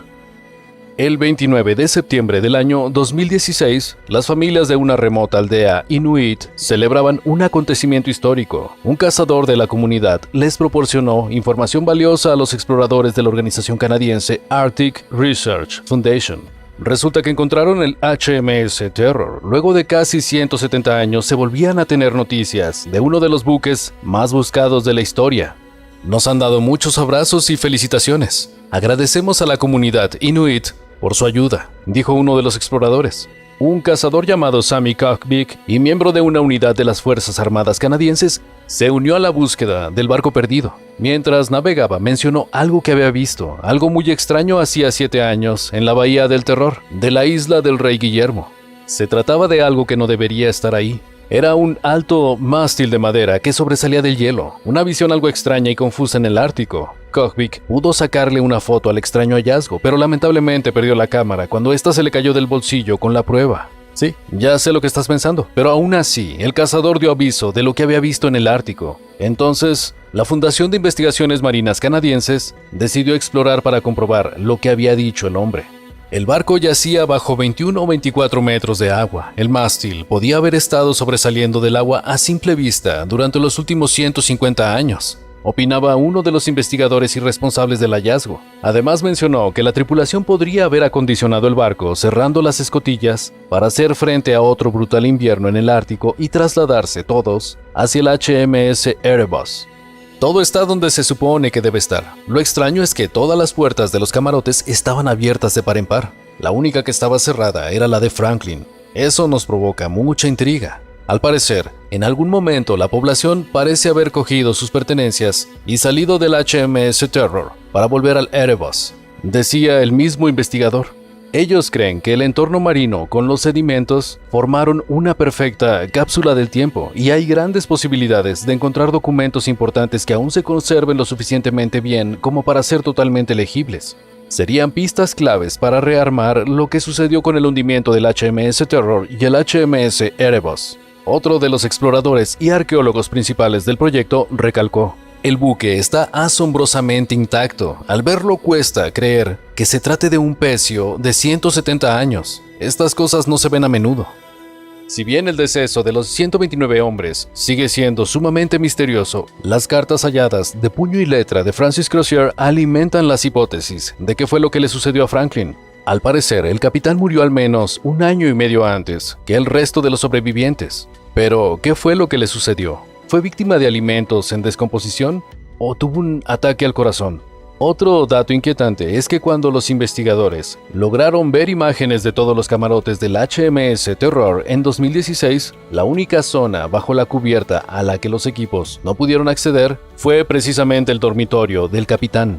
El camarote de Franklin era el único que estaba cerrado en todo el buque. Viendo la escena de ese modo, pues parece que todos se fueron de allí y la última persona que salió cerró la puerta. Pero, ¿salió Franklin o había fallecido en su dormitorio? Resulta intrigante que fuera la única puerta cerrada del barco. Me encantaría saber qué hay allí adentro, afirmaba Harris, otro de los investigadores de este proyecto y el responsable de encontrar los restos del HMS Terror. Además, se podían visualizar platos en las estanterías, vasos guardados perfectamente en su lugar, elementos científicos en sus maletines, camas ordenadas y mesas prolijas. Es decir, no parece una escena de una tragedia donde murieron 129 personas. Número 12. Tan importante como el Titanic. La tragedia del RMS Emperatriz de Irlanda tiene algo en común con la del Titanic. En ambos hundimientos se perdieron la misma cantidad de vidas. A pesar de que el accidente del RMS Emperatriz de Irlanda no despertó tanto interés como el del Titanic, ni tanto reconocimiento a nivel internacional, el hundimiento se cobró una cantidad de vidas similar. Este dato es sorprendente, y es que después de lo que ocurrió con el Titanic, se tomaron varias medidas para evitar que una tragedia parecida ocurriera una vez más. Gracias a eso, el Emperatriz de Irlanda contaba con más botes salvavidas y mamparos que podían sellar partes del barco, lo que permitía que el buque continuara flotando incluso si hubiera alguna parte de la nave inundada. Tristemente, estos dispositivos de prevención no fueron suficientes. Nada pudo detener el hundimiento del RMS Emperatriz de Irlanda. ¿Qué ocurrió? Eso te lo contaremos en los próximos apartados. Número 11. La construcción del barco. Empecemos por el principio. ¿De dónde salió este barco? ¿Quién era su dueño? James Cameron no hizo una película sobre él, por lo tanto, es posible que no sepas nada sobre este buque, así que veamos. El RMS Emperatriz de Irlanda fue un transatlántico operado por la Canadian Pacific Steamship Company. Tenía un hermano gemelo, el RMS Empress of Britain. El barco fue construido en el periodo entre 1904 y 1906. La quilla del barco fue colocada el 10 de abril de 1905. Este barco estaba diseñado con 10 mamparos que dividían el casco en 11 compartimentos, lo que permitía sellar hasta 24 puertas en caso de daños en una parte del casco. Estos mamparos se extendían hasta debajo de la cubierta de refugio, lo que garantizaba que el RMS Emperatriz pudiera mantenerse a flote incluso con 2 compartimentos adyacentes abiertos directamente al mar. Pero, entonces, ¿qué salió mal? Bueno, un aspecto fatal de este diseño fue que las puertas estancas debían cerrarse manualmente y no mediante un interruptor. Esto significó que no se pudieron activar a tiempo cuando la Emperatriz de Irlanda comenzó a hundirse. Pero ya llegaremos a eso. Número 10. Especificaciones del RMS Emperatriz. Bien, conozcamos el barco más a profundidad. Su capitán era Henry George Kendall, un experimentado marino con décadas de experiencia en el agua. Comenzó su carrera a los 14 años. Era un excelente capitán. A su lado se encontraba Richard Mansfield Stead, John Edward Jones y Roger Williams, quienes ejercían como primer y segundo oficiales. En total, la tripulación estaba compuesta por 420 personas y 16 ingenieros responsables de la sala de máquinas. En cuanto a las características del barco, el RMS Emperatriz de Irlanda tenía una longitud total de 170 metros, su anchura era de 20 metros y su profundidad alcanzaba 11.2 metros. Estaba equipado con hélices gemelas de 4 palas impulsadas por una máquina de vapor de cuádruple expansión. Estos motores le permitían alcanzar una velocidad de 33 kilómetros por hora. Número 9. Viajar en el RMS Emperatriz. Ahora imagínate que estás viajando en el barco Emperatriz de Irlanda. ¿Cómo era vacacionar allí? Bueno, tu experiencia dependía de cuánto dinero tuvieras en el bolsillo. En primera clase, los pasajeros disfrutaban de lujosos alojamientos ubicados en el centro del barco, con camarotes de 2 y 4 literas. Tenían acceso a 3 cubiertas, una abierta para botes y 2 cerradas que rodeaban el exterior del barco. La gente de primera clase podía disfrutar de una elegante sala de música con sofás de lujo y un piano cerca del comedor, como así también el acceso a una biblioteca con vistas a la proa y una cafetería. La segunda clase viajaba en la popa del barco. Eran camarotes sencillos y cómodos. La gente de segunda clase tenía acceso a un espacio abierto en la cubierta, una sala de fumadores y a un comedor, que era lo suficientemente amplio para acomodar a 256 personas. Ahora, para los inmigrantes y los pasajeros de clase baja, el Emperatriz de Irlanda ofrecía instalaciones superiores en comparación con otros buques de la época. La tercera clase viajaba en la proa del barco. Su comedor tenía una capacidad para 300 pasajeros y también tenían acceso a un amplio espacio abierto en la cubierta superior, similar al del Titanic.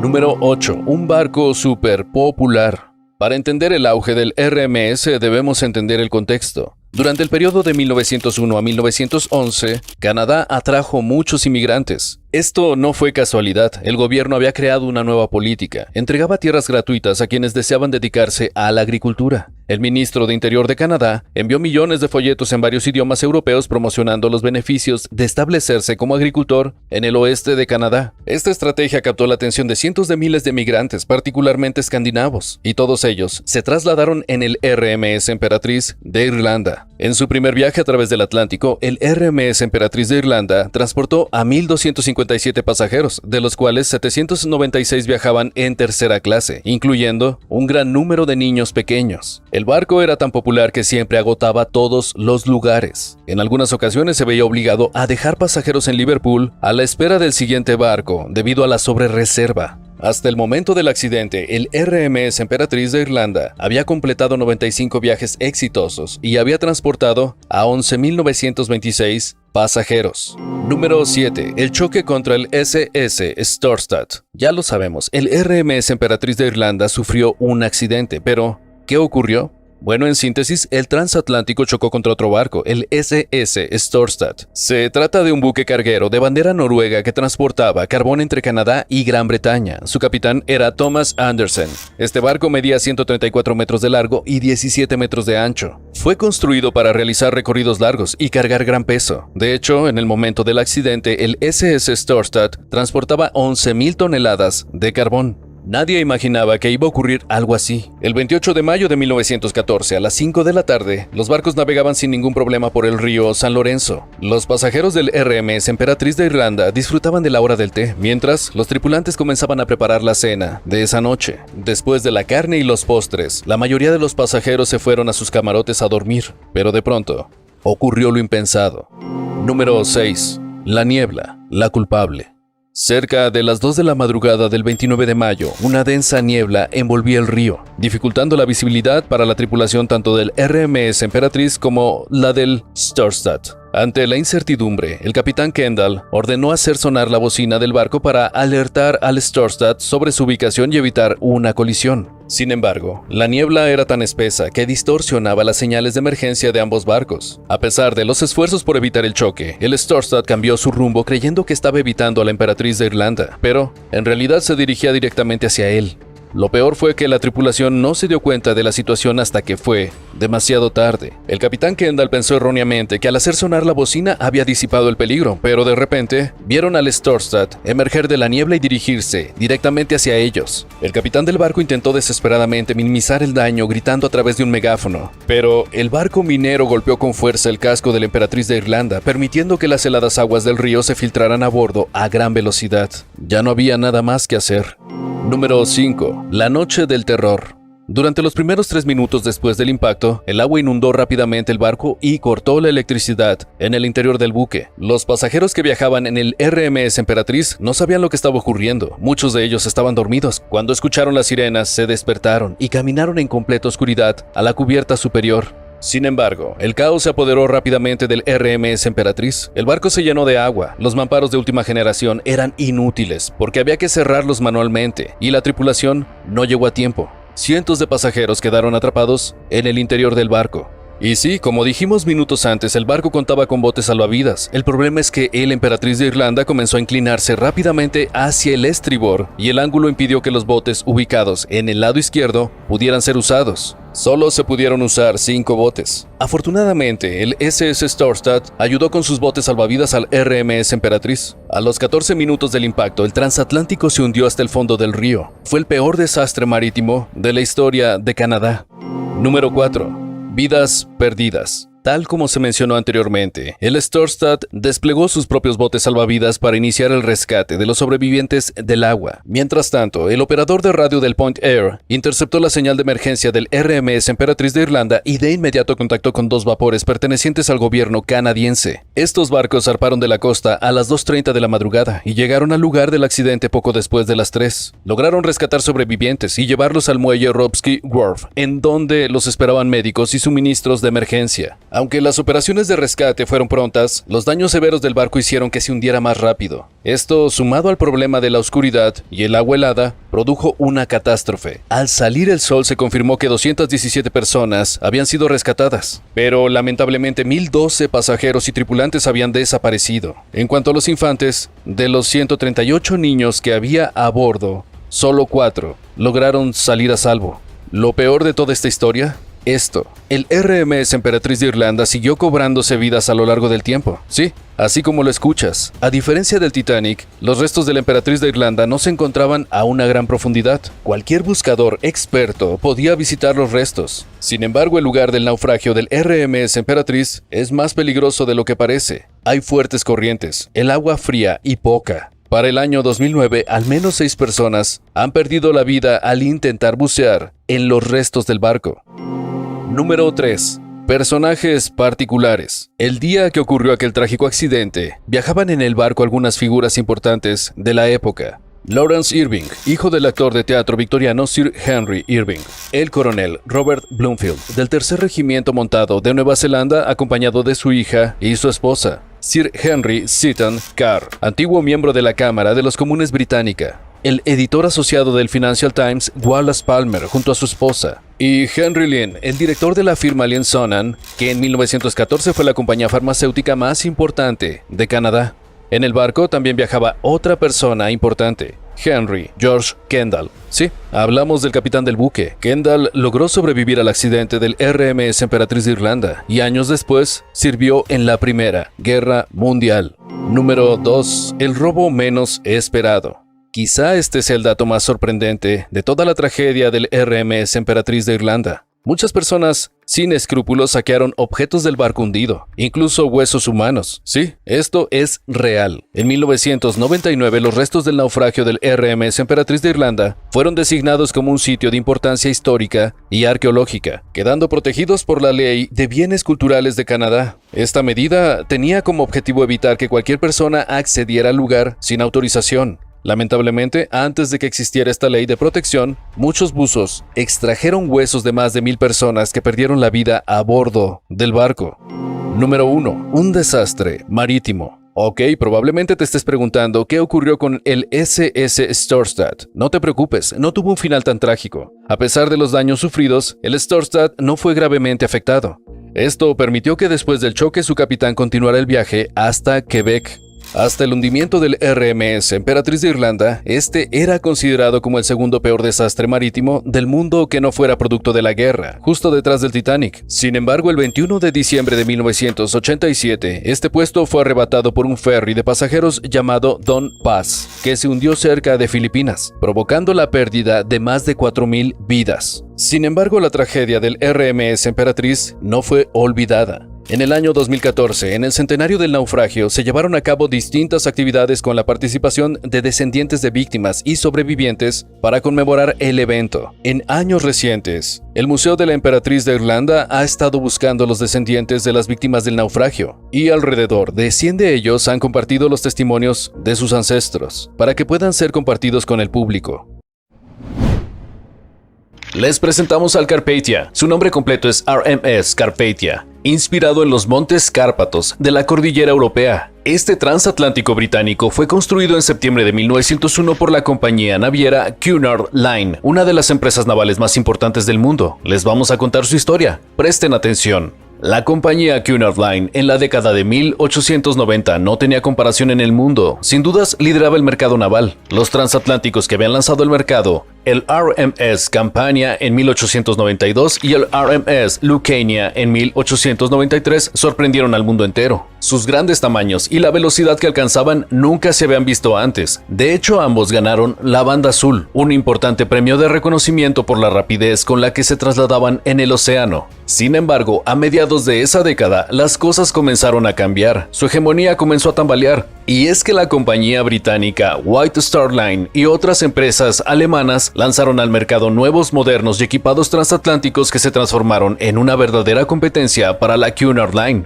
De hecho, en 1897 los barcos alemanes ganaron la Banda Azul mientras proyectaban construir nuevos transatlánticos. Cunard Line se sentía amenazada, y es que no se quería quedar atrás, y por esto decidieron actualizar su flota. Querían demostrar quién era el verdadero jefe del océano, así que ordenaron la construcción de 3 nuevos transatlánticos, el SS Hibernia, el RMS Saxonia y el Carpathia, sí, el protagonista de nuestra historia. Estos 3 nuevos barcos no se distinguían por su tamaño ni por su rapidez. Su gracia era otra: necesitaban poco combustible, lo que le permitía a la empresa Cunard Line invertir poco dinero para el funcionamiento del barco y poder ampliar sus márgenes de ganancia. Estos nuevos barcos de la empresa Cunard Line también tenían una ventaja para los viajeros. Estaban diseñados para transportar turistas de clase media e inmigrantes provenientes del este europeo y ofrecerles un confort mayor que el de otros buques de aquella época por el mismo precio. Los 3 barcos tenían características similares, aunque no eran iguales. Particularmente el Carpathia contaba con 12 metros de altura, tenía un casco largo, 4 mástiles equipados con grúas y un embudo alto de chimenea. Tenía también un tonelaje de 13.555 toneladas y era propulsado por 2 hélices que le permitían alcanzar una velocidad de 26 km por hora. Si bien no era considerado un barco de lujo, su estructura y los servicios que brindaba no estaban nada mal. Los pasajeros tenían acceso a una biblioteca, un comedor, sala de fumadores, cocinas y espacios comunes con música. Bueno, hasta tenía su propia orquesta. En un comienzo, el Carpathia estuvo planeado para ser un barco con capacidad para transportar 1.704 pasajeros. Sin embargo, en el año 1905, el Carpathia fue reformado y amplió sus estructuras, aumentando su capacidad a 2.550 pasajeros. Si no conoces mucho de barcos, déjame decirte que 2.550 personas es un número importante, bastante importante. Ni bien la etapa de construcción del Carpathia finalizó, el buque realizó varias pruebas en el mar durante los primeros meses del año 1903, ya sabes, para verificar que su funcionamiento fuera el correcto y no tuviera ningún error. Todo estaba en orden, el Carpathia estaba listo para comenzar su travesía en el mar. El 5 de mayo de 1903 el Carpathia hizo su primer viaje, zarpó desde Liverpool, Reino Unido hasta Boston, Estados Unidos, y posteriormente navegó desde New York hasta Liverpool y desde New York hasta Fiume, en Austria. Durante 9 años el Carpathia pudo completar todos los viajes con éxito, sin ningún problema ni incidente. La compañía Cunard Line estaba satisfecha con su nuevo transatlántico, era tan eficiente como lo habían planeado. No recibió mucha atención por parte de la prensa, ya que los medios de comunicación estaban obnubilados por los grandes y lujosos transatlánticos de aquella época como el RMS Mauretania o el RMS Oceanic. Pero no importaba, el Carpathia generaba buenos ingresos para la compañía, la gente disfrutaba viajar en él y jamás había ocasionado problemas, todo estaba en orden. Pero ya sabes, nunca digas nunca, y tampoco cantes victoria antes de tiempo. La vida tranquila del Carpathia, sin incidentes ni exabruptos, no duró para siempre. El 15 de abril de 1912, a las 0:26 horas, la historia del Carpathia cambió. De un momento a otro, el buque mercante de carga pasó a ser en cuestión de días un héroe indiscutido del desastre marítimo más comentado en la historia de los transatlánticos hasta ese momento. Ok, ¿qué fue lo que pasó? Bueno, te contamos. Aquel 15 de abril, el Carpathia transportaba 743 pasajeros, 150 americanos, 593 italianos. Todos viajaban rumbo a Austria, tal como el barco lo hacía cotidianamente. El nuevo capitán del Carpathia, Arthur Rostron, quien había asumido al mando hacía solo 3 meses atrás, estaba a punto de echarse a dormir, pero sus tripulantes le tocaron la puerta de su camarote y le dijeron que habían recibido un mensaje en clave Morse. Era un pedido de socorro, de parte de nada más y nada menos que el RMS Titanic.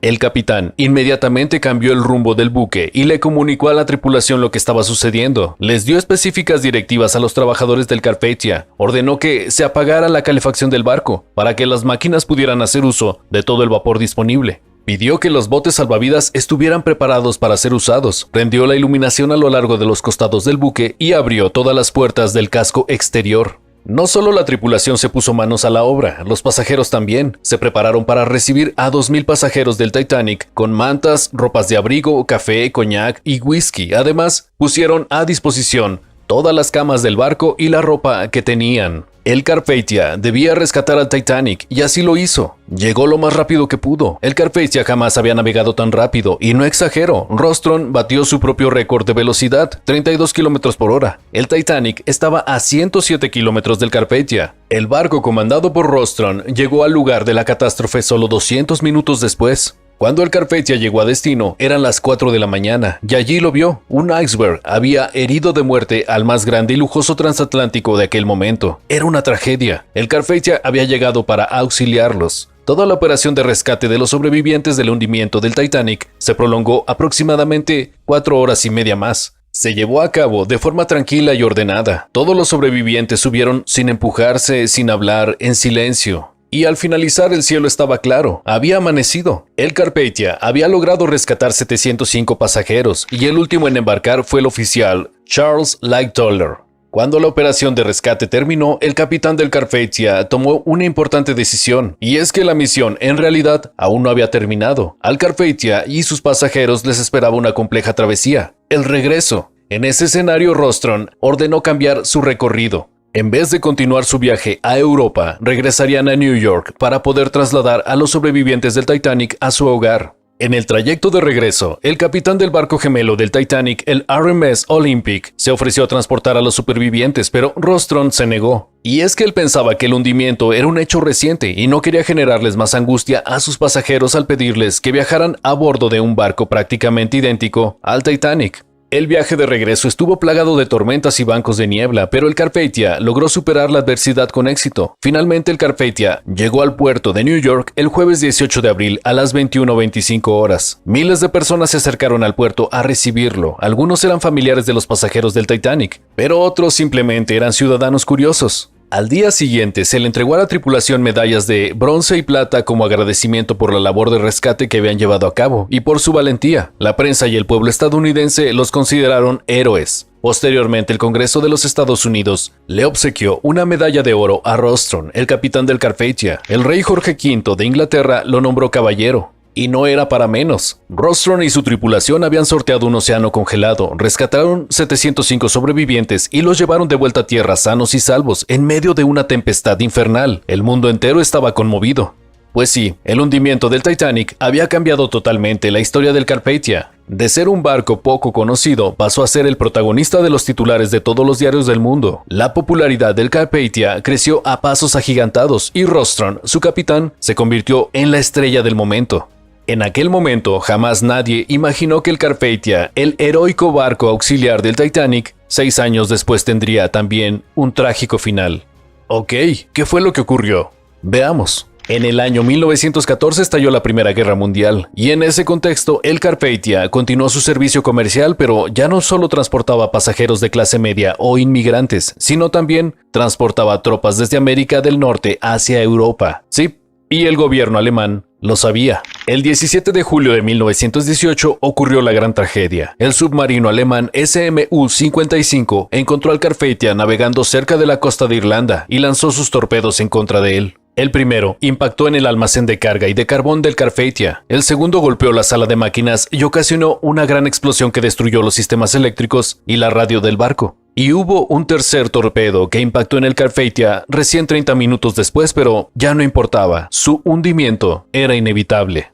El capitán del transatlántico en aquel momento, William Prothero, ordenó inmediatamente una evacuación. Usó banderas para que los barcos que navegaban a su alrededor pudieran huir y lanzó fuegos artificiales para que los barcos de patrulla los auxiliaran. 2 horas y 30 minutos después del primer impacto, el Carpathia quedó totalmente bajo el agua. Gracias al rápido actuar del capitán, la mayor parte de los pasajeros se salvó, aunque no todos lograron sobrevivir. De las 280 personas que estaban a bordo, 275 salieron ilesas, pero lamentablemente 5 personas murieron en el instante que impactó el segundo torpedo. En el año 2000, el explorador y arqueólogo marino Clive Cussler anunció que halló los restos del Carpathia. Yacían a una profundidad de 150 metros en el fondo del mar, en el sur de Irlanda. Su popa estaba casi intacta y algunos objetos en su interior aún estaban en buenas condiciones. La empresa que posee los derechos de exploración de los restos del Titanic, RMS Titanic, decidió comprar los restos del Carpathia en el año 2001. RMS Titanic a su vez revendió los restos del Carpathia en 2007 y hoy les pertenece a Sea Ventures. ¡Wow! Ok, antes de despedirnos, ¿te gustaría escuchar un dato curioso? Te lo contamos, es gratis. A ver. El Carpathia, después de rescatar al Titanic, se convirtió en el barco estrella del momento. Sin embargo, además de medallas y fama, recibió un triste apodo. Lo llamaban el barco de la tristeza. ¡Wow! Sí, pero también se le apodaba el barco de las viudas. Y hay una explicación. La mayor parte de los sobrevivientes del Titanic, que luego se transportaron a tierra en el Carpathia, fueron mujeres que habían perdido a sus maridos en el hundimiento del transatlántico. ¿Tú sabías esto? ¿Conocías la historia del Carpathia? A ver, ¿sobre qué otra tragedia naval te gustaría escuchar? ¿Qué te parece que nos dejas un comentario? Y mientras lo haces, no olvides ver uno de estos otros videos de nuestra sorprendente y algunas veces bastante trágicamente heroica historia. ¡Hasta la próxima!